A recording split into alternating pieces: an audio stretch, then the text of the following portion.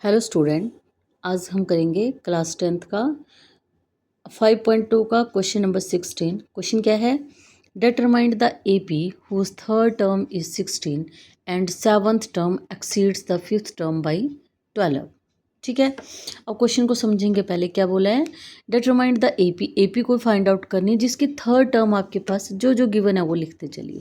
Third term कितनी दी हुई है? Means A3 equal to 16।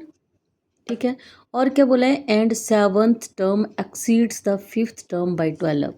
तो जो सेवन्थ टर्म है, ए फिफ्थ टर्म में अगर हम 12 ऐड करें तो A7 के बराबर हो जाएगी। क्लियर?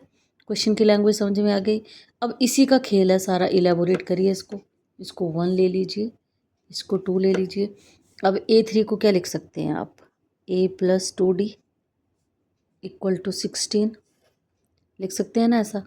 इसको चाहे 1 2 रहने दो, लिखना A3 इलेबोरेट ही करना है। हो गया। अब ले लो चाहे इसको इक्वेशन 1। ठीक है, अब A7 है, A7 को क्या लिख सकते हैं हम? A+6D। हम स्टार्ट करेंगे क्वेश्चन करना तभी आएंगे ना। और A5 को क्या लिख सकते हैं? A+4D + 12।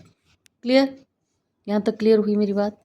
अब देखिए, दोनों तरफ A है, सेम साइन है, कट जाएंगे। क्लियर? तो यहाँ क्या बच गया? 6D equal to 4D + 12। ठीक है, अब 6D माइनस ये D, इधर 4D है, लेफ्ट साइड आएगा तो क्या बन जाएगा? -4D equal to 12। क्या बच गया यहाँ पे? 2D equal to 12। तो D की वैल्यू क्या आ गई? 12/2। 2 6 जा 12। इट मीन्स D की वैल्यू क्या आ गई? 6। AP बनाने के लिए आपको D चाहिए, A चाहिए। अब A तो हमें पता नहीं। Put the value of D in equation 1।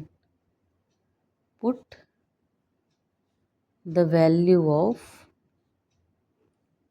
D equal to 6 in equation 1। Equation 1 में D की वैल्यू पुट कर दो। क्या क्या है इक्वेशन 1? A+2D equal to 16। तो इसको क्या लिख सकते हैं? A+2 और D की जगह 6 equal to 12। A+12 equal to 12। Sorry, यहाँ 16 था। ठीक है, तो A कितना बन गया? 16 - 12 मीन्स A की वैल्यू कितनी आ गई? 4। अब आपके पास A की वैल्यू आ गई, D की वैल्यू आ गई, तो AP बन सकती है। AP में A क्या बन जाएगा? 4। दूसरी क्या बन जाएगी? आपको पता है ना, एक तो A होती है, एक A+D, A+2D, A+3D, ऐसे होती है ना। तो A की जगह क्या आ गया? 4। A+D मतलब 4 + 6 क्या बन गया? 10। A क्या हो गया? 4। 4 + 2 × 6, 6 2 = 12। 12 + 4 कितना बन गया? 14। अब आपको पता है 4 4 का गैप देते चलो, 4 10 14, आगे क्या बन जाएगा? 18। That is your AP। यही पूछा था आपसे कि AP फाइंड आउट करिए। क्लियर? इसके आगे वाला क्वेश्चन देख लेते हैं। क्वेश्चन नंबर 17 क्या है? Find the 20th term from the last term. ध्यान रखना, फ्रॉम द लास्ट टर्म। ऐसा नहीं बोला है कि एक AP दिया उसकी 20th टर्म, फिर तो हम निकाल लेते कि 20th टर्म निकालनी है AP की। आपके पास AP दी है A20 इक्वल टू A+19D। ठीक है, पर यहाँ क्वेश्चन अलग है। क्या है? From the find the 20th term from the last of the APs। तो देखिए AP क्या है आपके पास? 3 8 13 अप टू सो ऑन 253। ये आपके पास AP है। और ऐसी AP है, यहाँ बोला है लास्ट से जब चलेंगे, इधर से चलेंगे जब, तो A20 टर्म बतानी है। तो सिंपल सा तरीका है इसके लिए, AP को रिवर्स कर दो। तो हम रिवर्स करेंगे AP को, तो हम क्या लिख सकते हैं? 253। ठीक है, 13 8। ऐसे होते हैं ना रिवर्स काउंटिंग भी, रिवर्स कर दी AP। बच्चे क्या करते हैं? 253 लिख देते हैं और यहाँ पे 3 8 13 लिखते हैं। नहीं, 253 पहले 13 फिर 8, लास्ट में 3 आएगा। क्लियर? अब ये हो गया। अब देखिए ए पी आपके पास आ गई, तो इसको क्या बोलेंगे, ए आ गया आपके पास 253, ए आपके पास बन गया। एन ने, एन तो हमें पता है एन कितना है 20। अब डी निकाल लीजिए, डी देखो अब यहाँ से तो आपको पता नहीं है, पर ये तो आपके पास ए पी है, डी तो आप कहीं से भी निकाल सकते हो।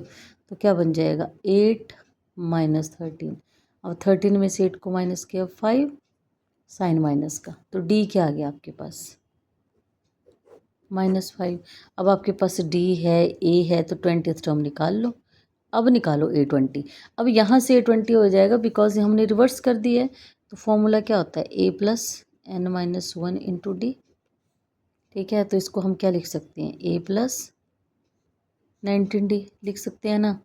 तो A कितना है यहाँ पे 253 प्लस 19 और D की वैल्यू कितनी आ गई -5।